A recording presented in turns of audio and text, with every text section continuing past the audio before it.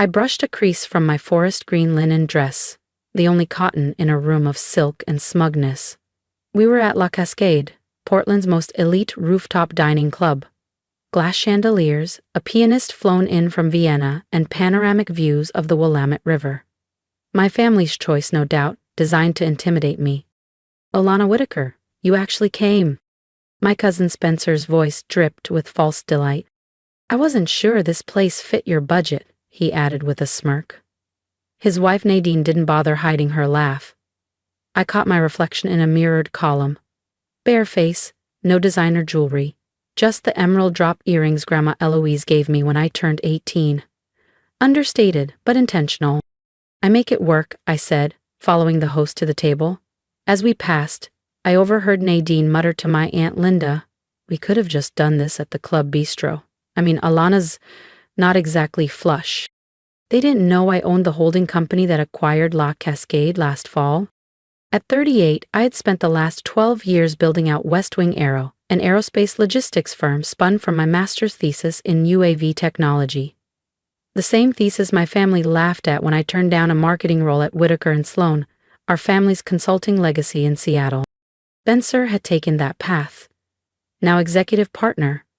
Always dressed like a magazine ad and always ready to drop humble brags about IPOs and pivot strategies. He once loaned me money to replace a laptop. Never let me forget it. "So, Lana," Spencer grinned, swirling his wine. "Still doing that little drone thing?" I let him have his moment. He didn't know West Wing had just secured a $2,400,000,000 0-cents logistics contract with the Department of Defense, or that this very restaurant's rooftop had been the site of our latest drone delivery demo last month, flawlessly executed, live-streamed, and praised by Forbes. Only Grandma Eloise ever believed in me. "Don't waste energy proving them wrong," she'd whisper. "Just live in a way they can't ignore." "I hear she still drives that old Civic," Nadine snorted. I smiled into my glass. "Actually, I drove here in a jet black McLaren. I just parked it around the block. Let them wonder." If only Nadine knew I'd landed my Gulfstream at Portland Jetport 2 hours ago. "Speaking of cars," Spencer chimed in, adjusting his platinum cufflinks, "Nadine and I just finalized the build on our new Bentley Flying Spur. Fully custom. Walnut trim, Italian leather, the whole package." He turned to me with that patronizing tilt of his head. "What's it like, Lana, taking the bus to your co-working space?" "Great way to reduce emissions," I replied smoothly, thinking of the LEED-certified hangar West Wing Aero had just built as part of our new sustainability initiative in the Pacific Northwest. My Uncle Alan cleared his throat. "Now, Spencer, don't needle her. Not everyone is made for the stress of high finance. At least Alana's self-sufficient." He said it like a polite way of saying unsuccessful. "Oh," Nadine chirped, practically bouncing. "Spencer has some thrilling news. Tell them, hun." Spencer puffed up. "We're finalizing a deal with Cascade Freight. If it closes, Whitaker and Sloan will manage their entire West Coast supply chain. Huge portfolio, easily 9 figures. I reached for a roll from the basket. Cascade Freight. The name rang like a gong. I smiled faintly. West Wing had completed the acquisition of Cascade under a shell company 6 months ago. They didn't know they were pitching to me. "That's exciting," I said. "When's the meeting?" "Tomorrow," Spencer said, chin high. "Their CEO's flying in on a Gulfstream. People who matter don't fly commercial." If only he knew I was that CEO. And I'd be reviewing their pitch from West Wing HQ with my legal team in real time. "I hear the CEO's identity is totally confidential," Uncle Alan added. "All very cloak and dagger." "That's real influence," Spencer nodded. "Quiet wealth. Real capital." Nadine flagged the waiter. "Alana, there's a nice kale salad that's affordable." "I'll do the chef's tasting menu," I said, perusing the wine pairings. A pause. The tasting menu was $560, 0 cents. "Alana," Aunt Linda whispered, alarmed. "That's steep." "Don't worry," I said, folding my napkin neatly. "I've been saving for this moment." Nadine's smile tightened. "This isn't the time for theatrics, Alana. It's getting a little sad." I'm not performing, I said, meeting her eyes with deliberate calm. Spencer scoffed. What next? You secretly own a jet? Right on cue, his phone buzzed. He glanced at the screen, color drained from his face. Excuse me, he muttered, standing abruptly and heading for the lobby. His voice still carried. What do you mean the Cascade Freight CEO canceled? The meeting's in 12 hours. This is a billion-dollar deal. They can't just... Aha! His voice dropped as he turned the corner. When he returned, the smirk was gone, replaced by a pale, pinched expression. Everything all right? Nadine asked, her tone bright and brittle. Fine, Spencer snapped. Just business. Not really something you'd get, Alana. I took a sip of wine, mentally outlining the email I'd send tonight, on West Wing letterhead, a polite decline of Whitaker and Sloane's proposal. We'd be selecting another firm for our logistics partnership. You know, Nadine said, lurching for a lighter topic, this place is owned by the Cascade Group now. Spencer and I just bought some shares. Didn't we, babe? Spencer straightened slightly, almost 5%, not bad for a long-term hold. How exciting, I said with a pleasant smile, recalling the board meeting where I personally approved their share purchase via a limited entity under West Wing Aero's portfolio. Just then, the waiter returned with a deep burgundy bottle and a crystal decanter. A 2003 Clos de Tart, madame, he said with a bow, compliments of the owner. Nadine blinked. There must be a mistake. We're shareholders. We didn't authorize anything. No mistake, the waiter replied. The owner was very specific. For Ms. Whitaker's table only. Every head turned. I raised my glass, serene and steady. How generous! Spencer's phone buzzed again, likely another fire from a team scrambling in the dark. Spencer disappeared again, muttering something about a call. Nadine stared at the rare wine bottle, then at me. I don't get it, she whispered to Uncle Alan. They must think she's someone important, he replied, too quickly, trying to convince himself more than her. I didn't need to say anything. Tomorrow would make everything perfectly clear. The next morning, I sat behind the smoked glass desk of my private office, top floor of West Wing Tower, Portland's newest skyline jewel, watching the security feed. Spencer paced the sleek glass-walled conference room, brows furrowed, suit slightly wrinkled. He'd arrived early, no doubt eager to secure the Cascade freight deal. Then Julia's voice came through my intercom. Miss Whitaker, your cousin Spencer and Uncle Alan are here, with Mr. Daniels from Whitaker and Sloane. Of course they were. If you're wondering what happened when they discovered who was really behind the deal, make sure you subscribe because what came next changed everything. Nadine never missed an opportunity to bask in Spencer's supposed brilliance, and Uncle Alan had clearly tagged along to provide his signature mix of gravitas and condescension. They all believed Spencer was the family's financial star. Perfect, I said. Send them in. I opened my laptop, fingers moving steadily, as I cued an email to auto-send in exactly 10 minutes. Subject: Pacific Freight Partnership. Dear Mr. Daniels, after thorough evaluation, West Wing Aero has chosen to pursue alternative strategies for our regional supply chain expansion. While we appreciate Whitaker and Sloane's interest, we believe our objectives are better aligned elsewhere. Best regards, Alana Whitaker, CEO, West Wing Aero. 10 years of being brushed off, mocked behind closed doors, smiled at while being dismissed. Let them wonder how they missed it all. I didn't raise my voice. I raised my company. That chapter, the one where they held all the power, closed today. On my security feed, I saw more figures file into the sleek glass conference room. Nadine fussed over Spencer's collar like a stage mom before curtain call.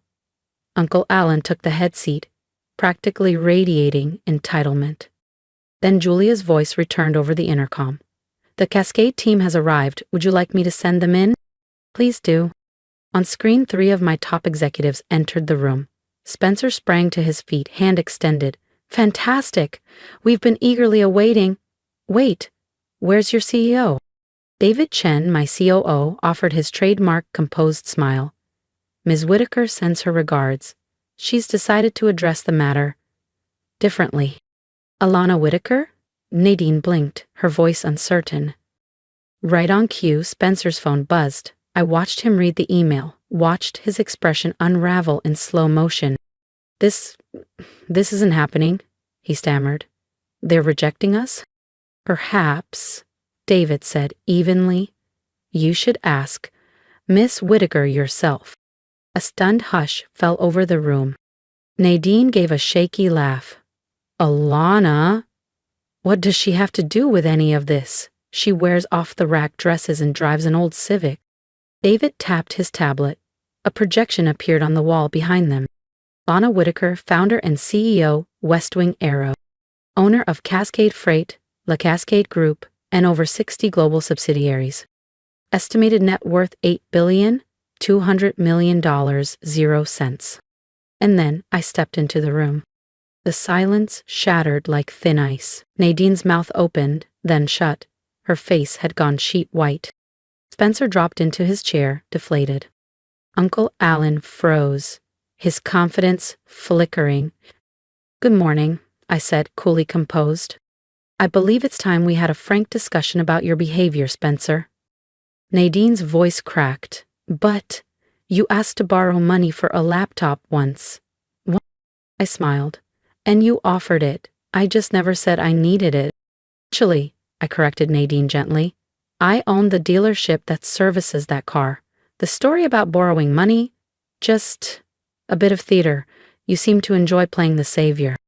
Spencer finally found his voice. But Cascade Freight, the tower, Yes, I replied, lips curving into a calm smile. The private jet you kept boasting about? It's part of my personal fleet. You probably saw it at the terminal. Built last year by West Wing Aviation. That broke Uncle Alan's silence. So all this time, you've been building an empire? I met his stare head on. While you were busy dismissing my drone obsession, I was becoming one of the largest private aerospace investors in the country. I turned slightly, gesturing toward the floor-to-ceiling windows framing the Portland skyline. Let the city speak for itself. That restaurant group you just invested in, I control 40% of it. The tower where Whitaker and Sloan rents 3 floors, I bought it last spring. That jet company Spencer keeps pitching to, one arm of my vertical integration strategy. Nadine had begun to cry. Her mascara pooled in fine lines. Why didn't you ever tell us? Would you have listened, I asked. You decided I was the underachiever. It was easier to let you think that while I built something you couldn't comprehend. Now, Alana, Uncle Alan began, grasping for control. No, I said, firm. You don't get to rewrite history now, not after letting them humiliate me year after year. I picked up a folder from the table and slid it forward. Let's talk about Whitaker and Sloan. Spencer visibly tensed. My audit team found some interesting irregularities in your latest filings. Nadine snapped her head toward him. What filings? Oh, just the usual. Padded revenue, off-books cash flow, and $3,400,000 0 cents routed to a Cayman account.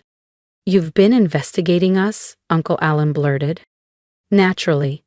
I vet every potential partner, I said coldly. David stepped forward and handed each of them a copy of the internal report. You'll find everything in the report, I said calmly, eyes on Spencer, including that Cayman transfer, Spencer. Nadine snatched her copy, her hands shaking. Spencer, what is she talking about? Her voice cracked with panic. But he didn't answer. His eyes were locked on the summary page, shoulders hunched, face pale. He knew it was all true.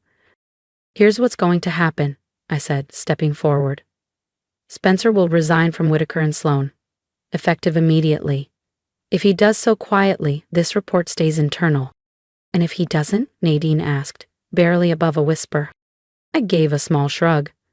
Well, let's just say the SEC tends to take a special interest in off-ledger accounts and falsified revenue. You have no right, Uncle Alan muttered, his voice brittle. Actually, I said, pressing a button on the conference speaker, I do. Julia, initiate Operation Groundwork. Right away, Miss Whitaker, came her crisp reply. Operation what? Nadine whispered. I faced the room and said, West Wing Arrow is publicly announcing its controlling interest in Whitaker and Sloan, effective immediately. A comprehensive audit and executive restructuring will commence this afternoon with top leadership. Uncle Alan sank into his chair, losing color. Are you taking over? This firm is our legacy. No, I said calmly. You could leave a legacy. You were too focused on egos and ignoring corruption. At the door, I turned. What about Nadine? So, the Clos d'Etat wine last night? It was from my cellar, worth more than your Bentley down payment. My predictions came true in the weeks that followed. Spencer quit, Nadine divorced after discovering the financial malfeasance. Uncle Alan quit, unable to face the board. To integrate Whitaker and Sloan into West Wing, I hired forensic auditors and instituted tight compliance measures.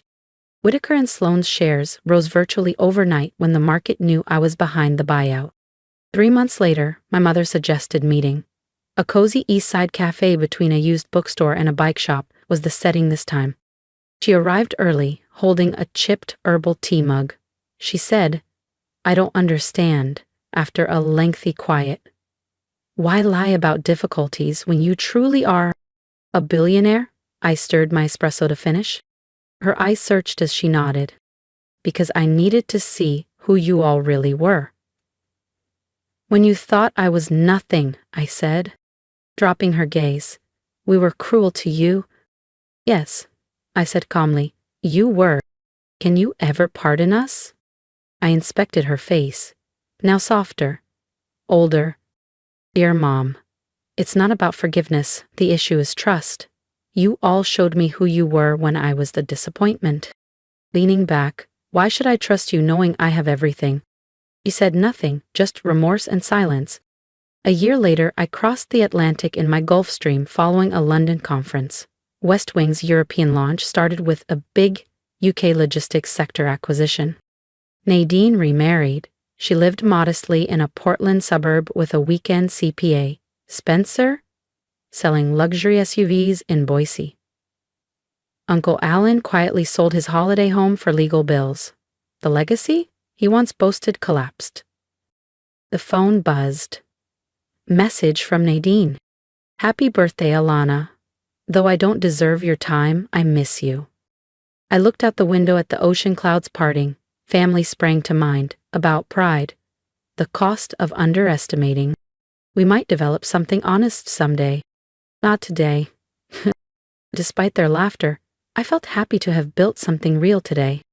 Grandmother would have smiled. Miss Whitaker, the flight attendant whispered, nodding respectfully. Preparing to land at your private terminal.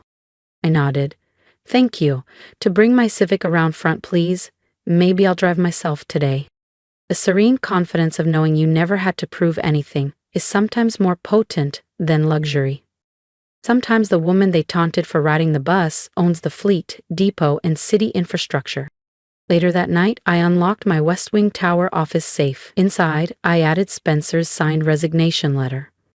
A La Cascade dinner receipt and a tattered envelope with Grandma Eloise's handwritten note were among the artifacts.